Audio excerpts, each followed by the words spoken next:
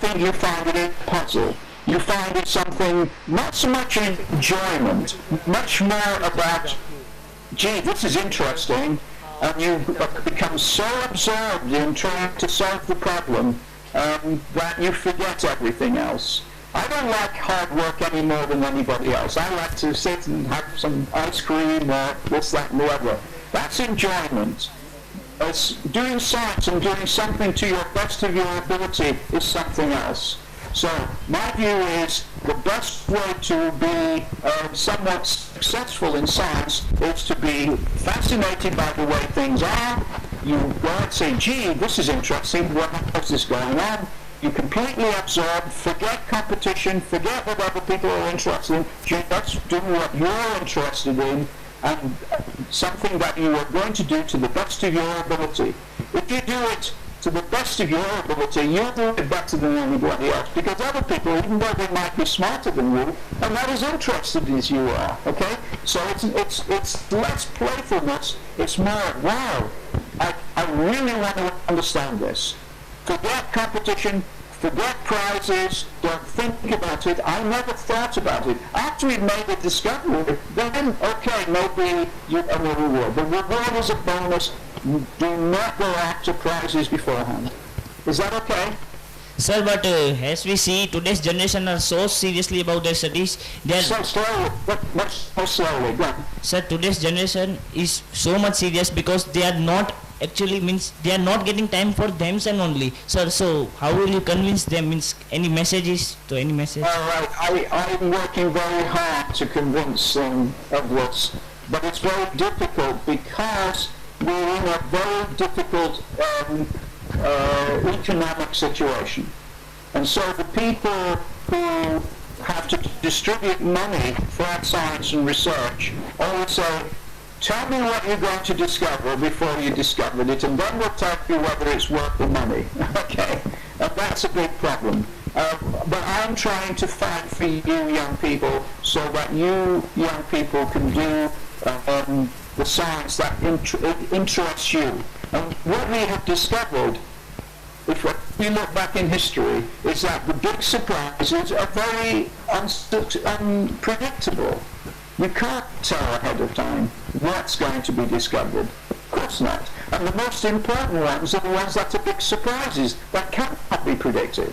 And so we fight all the time to ensure that there's some amount of support for what we call fundamental science, and I'm fighting this every day for you, and advise people when I talk to people in positions of responsibility in your country to make sure that a certain percentage of the funding goes to young, smart people like you, okay, and your colleagues around you, so that you can do something that you enjoy, not enjoy, but find yourself an attitude of absorbed, and you want to get to the bottom of it as much as you possibly can.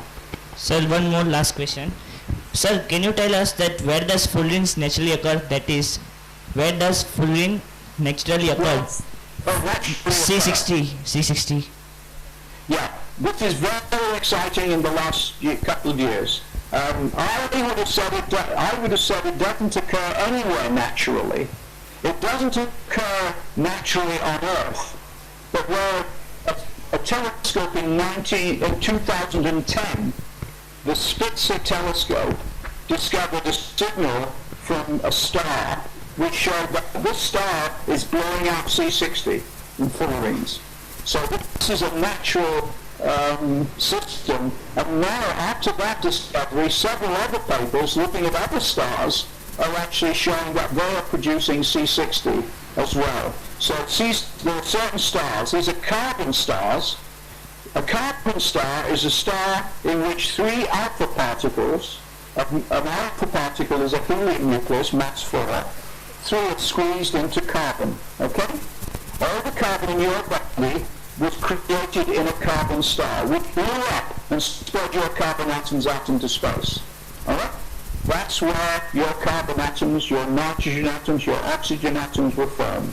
The hydrogen atoms were formed in the Big Bang, okay? That's what we know now. But after that, these carbon stars. Some of these, not all of them, but some of these carbon stars have just the perfect conditions to make C60 and blow it out into space. So now we know that C60 is in the space, it's coming out of stars, and is in the space between the stars. And I think some of the signals that we are seeing indicates that C60 is all over the place. I'm not sure yet, but I think maybe in the next 5 years we shall probably see that. Thank you, sir. Pleasure to talk with you. My pleasure too. Thanks for that question. Thank you, sir. There are a lot of people questions. You're a lot of smart people there. Thank you, sir. Next question by Shivani. Good morning, sir. Good morning. How are you? Well, I just got back last night from Estonia, a young people's physics convention, and it was very nice, and there were people from India and they've got awards, so it's very nice to see you in India and young people who are interested, hopefully interested. Thank you, sir. Thank you. Now my question to you is, using genetic manipulation and gene therapy, we are disturbing the ecosystem and the predator-prey relationships. We don't know in what all the natural process of evolution is going to result. In this way, aren't we taking the world towards catastrophe? Can you say the last sentence, last thing again, slowly? So, aren't we taking the world to a catastrophe? I think you've hit on a very, very important problem. I think that the structure of DNA is one of the most important, if not the most important discovery of all time. From the structure of DNA, we now have control, or will have control, of the way that evolutionary processes go, okay? And I think society is not wise enough. We don't have the wisdom to actually use this knowledge wisely. I'm worried, as I think you are, as a young person, about this. And I'm not sure what to do. I think we have to be extremely careful because, for instance, we now start to have control over the way that animals evolve. Okay? We probably will have control over the way human beings evolve in the future. And we are today the result of random evolutionary events which go back to, and we look at ourselves and we think we're rather good. Yeah. Well, I don't think we're that good. we might decide that, for instance, we do things that are not right. I mean, I think we have wars and things of this nature which are very disturbing. So I think you've asked a question to which I don't have an answer. But I think the question is a very interesting one. I don't know what to say to that. I don't think that the human race has the wisdom to know how to use the knowledge of DNA wisely in the future. There's one more question that I have.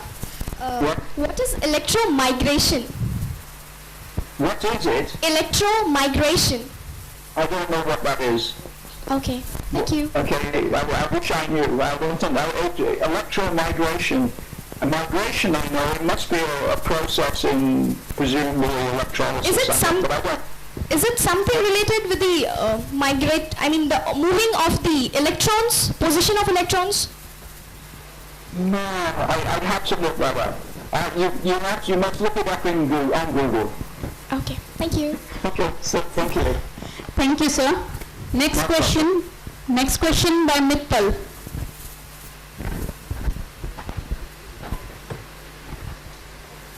Good morning, sir. Good morning. How are you? Fine. Sir, my question is, an academic career can be very uncertain. An academic career can be very uncertain. Did you ever consider to step back from your research for your family? Yes, I think so.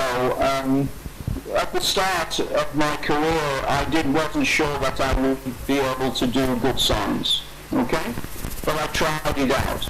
But I did much better than I expected. So I thought, well, if it doesn't work out, I will do something else like graphic design.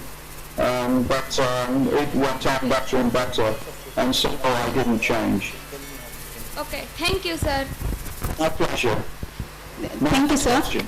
Sir, how much time can you spare for us, as there are lot many questions? Oh, well, you go on and I'll step in and run it out. Maybe another quarter of an hour. Okay. Next question will be from Prem. Hello, sir. Hello. Good morning, sir. Good morning. Why about water on moon could not be used on Earth to meet the shortage of water? I think it would be very difficult to bring that water back. I mean, it's not clear that there's very much water there. I think the problem on the Earth is not the shortage of water, it's the distribution of the water we have into places where we need it. And also the shortage of clean water. So, for instance, there's plenty of water in the sea. So I think it would be much easier to desalinate